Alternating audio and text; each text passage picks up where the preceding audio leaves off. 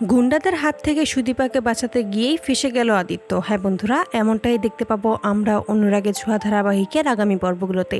যে গুন্ডাগুলো সুদীপাকে বিরক্ত করতো তারা সুযোগ বুঝে সুদীপাকে নিজেদের বাড়ি থেকে তুলে নিয়ে আসে, বিয়ে করার চেষ্টা করে, কিন্তু কোনোভাবেই সুদীপা ওই গুন্ডাকে বিয়ে করতে চায় না। কিন্তু ওই গুন্ডা বলে, আমি তোকে পছন্দ করি আর তোকে আমি বিয়ে করবই, তুই যদি খুব বাড়াবাড়ি করিস তাহলে তোর বাবার আমি ক্ষতি করে দেবো, এই গ্রামে কেউ আমাদের কোনো ক্ষতি করতে পারবে না, আমরা যেটা বলবো সেটাই হবে, তুই নিজের বাবার ভালো চাইলে চুপচাপ এই বিয়েতে রাজি হয়ে যায়। ঠিক সেই মুহূর্তে আদিত্য এসে হাজির হয়।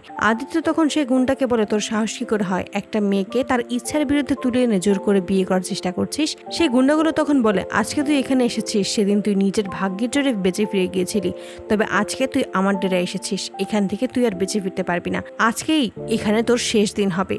তখনই আদিত্য গুন্ডাগুলোর সাথে মারামারি করে এবং সকল গুন্ডাগুলোকে হারিয়ে দেয়। ঠিক সেই মুহূর্তে গ্রামবাসীরা সেখানে চলে আসে।